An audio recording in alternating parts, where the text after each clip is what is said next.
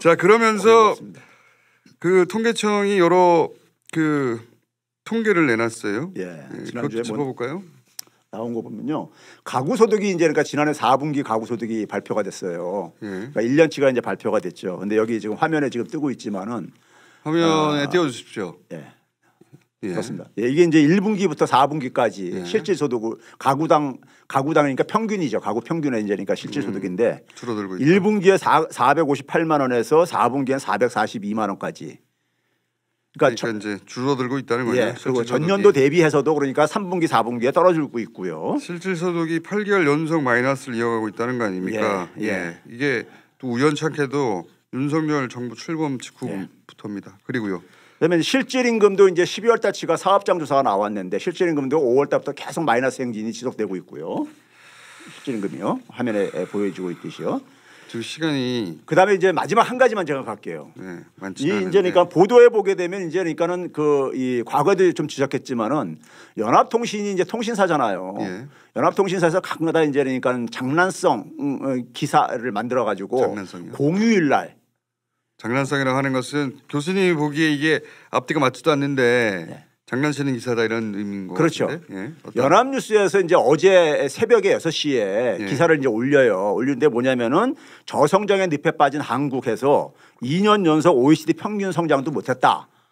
이렇게 이런 기사를 띄워요. 그러니까 지금 저성장은 문재인 정부의 후과다 이런 얘기네. 이거는. 그러니까 지금 이거죠. 그러니까요. 작년에는 그러니까 성적이 안 좋은 거 알고 있고 올해도 지금 그러니까 굉장히 최악의 지금 저거를 할 거라는 걸 지금 예상되고 있잖아요. 예. 근데 이거를 그러니까 문재인 정부의 마지막 해를 거기다 끌어들여 가지고 물타기 하려고 하는 거죠. 그러니까요. 그러니까 한국 경제 성장률이 이미 그러니까 문재인 정부 때부터 되고 있었다. 시작되었다. 뭐 이런 얘기를 그런데 이게 이제 그러니까는 하나 한 것이 여기 화면에 보면요 나오고 있듯이 21년도 22년도 성장률을 얘기를 한 거예요. 그런데 21년도에 우리나라가 4.3%를 달성했습니다. 4.3%면 최근 성장률은 굉장히 높은 거예요. 3% 안팎이 했었기 때문에. 그러면 이걸 보고서 좀 이상하다 생각해야 되는 거예요. 근데 OECD는 5.6을 했어요. 5.6. OECD도 대개 보면 2%대 초 이렇게 평균이 되고 지속됐는데 그럼 이건 왜 그러냐? 그 전년도가 특별한 해였었잖아요. 코로나 때문에. 네, 전부 다 마이너스 행진할 때. 그러니까 이렇게 봐야 되는 거죠. 코로나 때는 우리가 경제 성장률이 OECD 1위였어요. 그렇죠. 예. 1위였는데 다른 나라는 마이너스 10, 15 막 그랬단 말이에요. 근데 그 워낙 기저효과 때문에 그렇죠. 기저효과 때문에 플러스가 된 건데 우리는 그러니까 4.3 정도 올라갔다면은 OECD는 많이 올라갈 수밖에 없죠. 우리보다 7배 이상 그러니까 저희 성장률이 하락이 있었으니까 평균이. 그러니까요. 그렇죠? 그래서 2020년에 그렇게 될 거라는 건 다 예상하고 있었는데 근데 그 앞 스토리를 싹 빼버리고 그렇죠. OECD 다른 나라는 잘 나가는데 우리는 못 나간다고 둔갑시킨 거죠. 그렇죠. 둔갑시킨 거죠. 속이는 거지.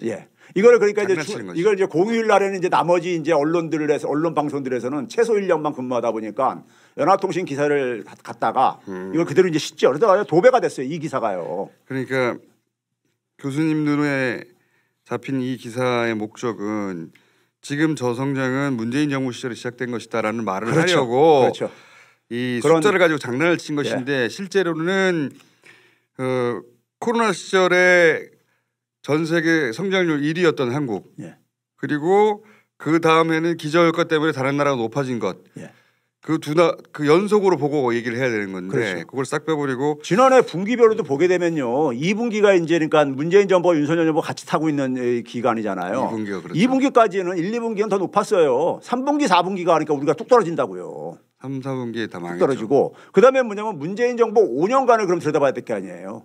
OECD 평균하고 보게 되면은 우리가 그러니까 거의 한 30%가 더 높다고 그러니까요. 그러면 이런 거를 봤을 때 이건 의도를 가진 기사네. 그렇죠. 의도를 가진 기사. 이걸 되게 이제 보게 되면 공휴일 때 이렇게 아주 이런 걸 내보냅니다. 그리고 나서 이제 이런 기사를 근거로 하여 보수 진영에서 봐라 이게 저성장은 문재인 정부 때 시작된 것이다. 우리가 지금 그 뒤치다거리 하느라고 이런 것이다. 이런 논리를 이제 전개를 이게 일반 국민들이 볼 때는 그냥 제목 타이틀만 딱 보이니까. 환율 잠깐만 얘기해 보세요. 환율은 어때요? 환율이 지금 그러니까 2월 달에 지금 굉장히 우리가 요동치고 있는데요. 한 달 동안의 환율 변동폭이 우리가 지난해 우크라이나 전쟁 이후에 환율이 빠르게 상승했잖아요. 그때 4개월 동안에 오른 것만큼이 한 달 동안에 지금 진행되고 있어요.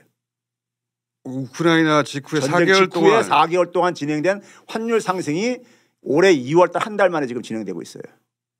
오, 예. 이건 또 몰랐네요. 예. 우크라이나 전쟁이라고 하는 세계적인 그 어떤 예. 불확실성 예. 있을 때 4개월 동안 전개됐던 변화가 예. 한 달 만에 예. 그러면 우리나라 지금 환율이 굉장히 불안정하다는 거잖아요. 그렇죠. 굉장히 불안정한 거죠. 전 세계적으로 가장 예. 불안정합니까? 예, 전 세계 국가들 중에 주요 국가들 중에 가장 이 환율 변동폭이 크지요 지금요. 전체적으로 이제 달러가 강세여서 다른 나라들도 이제 그 환율이 움직인 건 맞는데 그 움직인 폭이 우리나라가 제일 크다. 그렇죠. 압도적으로 큽니다. 압도적으로 그것도. 심각하네요. 그러니까 뭐 예를 들면 싱가포르 같은 경우 한 3% 정도 그러니까 하락했으면은 우리는 그러니까 한 8%가 넘으니까요. 근데 이게 여기서 그칠 게 아닌 것 같은데, 그죠? 그렇죠. 계속 갈 수도 있을 것 같은데. 더군다나 이 금리를 동결을 하면서 2월달에 한국은행이 외국인들이 금리 동결하고 난 다음에 주식시장에서 돈을 빼고 있죠. 미국 연준에서는 계속 올리잖아요. 근데 우리는 지금 지금 3월달에 올리는 것도 거의 기정사실화되어 있는 상황이고. 근데 우리는 동결한 이유는 지금 물가 때문에 그런 겁니까? 그렇죠. 물가 때문에는 동결을 할 수가 없는 거죠. 올려야 되는 거죠. 근데 지금 뭐 이제 가계부채라든가 가계부채 때문에. 가계부채라든가 뭐 이제 경기 이런 탓을 하고 앉아 있는데 한국은행의 주요 임무는 물가입니다. 물가에 기자들이 이거를 그냥 받아 쓰는데 왜 그러니까는 금리를 동결해야 되느냐 그 이유를 물어야 되고 취재를 해야 되는 거죠. 그리고 그 이유를 대게 되면 그게 한국은행 법에 그 뒷받침되고 있느냐 이걸 물어봐야 되는 거죠. 금리가 그래서 미국하고 더 벌어지니까 미국은 계속 올리고 있는데 그러니까 당연히 돈이 고금리 쪽으로 빠져나가죠. 그렇죠. 우리나라는 지금 물가 상승률이 계속 아직도 그러니까 상향으로 진행되고 있는 이런 상황이에요. 돈이 빠져나가니까 환율이 올라가죠. 그렇죠. 예. 무역 수지는 적자가 그냥 갈수록 커지고 있고. 큰일 났어요. 예. 그러니까 제가 그러잖아요. 이러다 이제 반도체법으로 인해 가지고 미래도 안 보인다 이거예요. 중국 국가로는 중국의 무역 적자가 쌓이죠. 품목으로는 반도체가 계속 빠지죠. 그러니까 올해 9월 달까지는 중국에 팔아먹을 수 있는데 10월 달 이후에는 어떻게 할 거냐 이거예요.